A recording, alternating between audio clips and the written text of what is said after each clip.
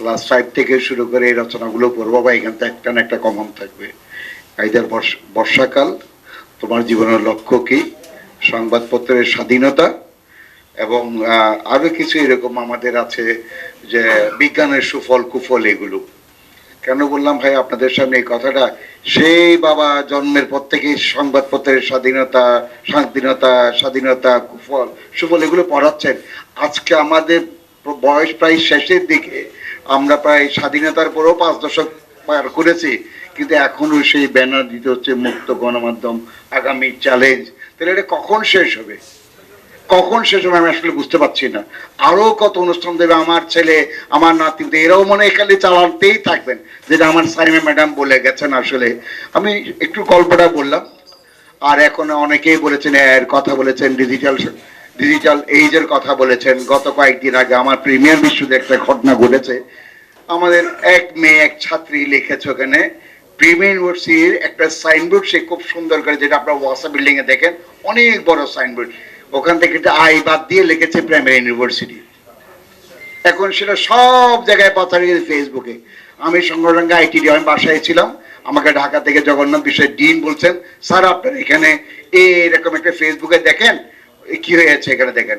তো আমি বললাম যে তাই নাকি, তো আমাকে দিল।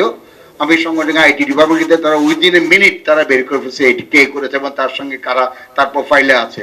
তারপর দিন তাকে আমি পক্ষের বডিকে বললাম আপনি ওকে একটু ডাকেন। বলছে ও একটা মেয়ে এরকম এরকম, হ্যাঁ ও ডাকেন, সঙ্গে কথা বলেন, সে কিভাবে লেখলো, করতে পাইলো, ওই সাইনবোর্ড কোথায় আমি একটু দেখি। কিন্তু আসলে ওই রকম কোনো সাইনবোর্ড নাই। এবং তার বাবা মাকে ডাকেন, তখন সে বলছে সরি স্যার, আমার বাবা মাকে ডাকলে আমাকে আর কোনোদিন ক্লাসে আসতে দেবে না। তখন সে একটা মুসলাকা দিয়ে আমরা তাকে ছেড়ে যাবো, সে দিয়েছে, যার কোনোদিন এরকম ফেক নিউজ দিবে না। দুটো গল্প বললাম আমার এরকম। তারপর এর আগে আপনাদের আমার প্রিমিয়ার বিশ্ববিদ্যালয় জানেন, এটার সঙ্গে একটা পল্লীর সবসময় অ্যাটাচমেন্ট থাকে, ঠিক আছে।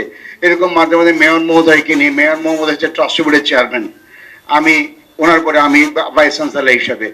তো মাঝে মাঝে দু একটা নিউজ আমরা দেখেছি অনেকটা আমাদের জন্য মানহানিকর।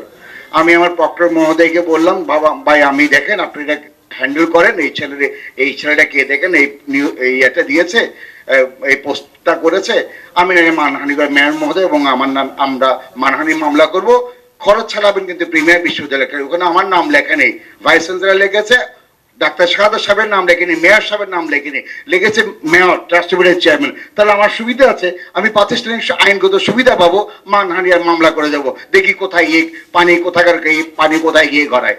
তখন ও ডাকলো, তখন মাপ চাইল, বসে আর জীবনে লিখবো না। সো আমি কতক্ষণ ভেবে যুদ্ধ করব, কতক্ষণ যুদ্ধ চালিয়ে যাব। তো এখন আজকে বলা হচ্ছে মুক্ত গণমাধ্যম, সেই মুক্ত নিয়েও কিন্তু আমার কিছু কনফিউশন আছে, যেটা আমার ছাত্ররা বলেছেন অবাধ কিনা, আমার একটা সীমারেখা থাকবে। ওই যে বললাম ফেসবুক আছে, উনি লিখতেছেন, ওই মেয়েটাই লিখলো, ওই ছেলেটাও লিখলো মেয়ের মধ্যে নামে, তো ওই জায়গায় একটা লিমিটেশন থাকবে। কিন্তু কথা হচ্ছে আপনারা যে মুক্ত বলেন, সাংবাদিকদের উদ্দেশ্যে আমি বলতে চাই, গত 10 years 17 বছর আপনারা তো অত্যন্ত মুক্ত ছিলেন। টেলিভিশনের টক শো তো আমরা চোখ বন্ধ করে শুনতাম কান দিয়ে, শুধু কাদের আপনাদের অঙ্গভঙ্গি, আপনাদের কথাবার্তা, আপনাদের মুখের যে ভাষাগুলো ছিল সেটা দেখার মতো ছিল না।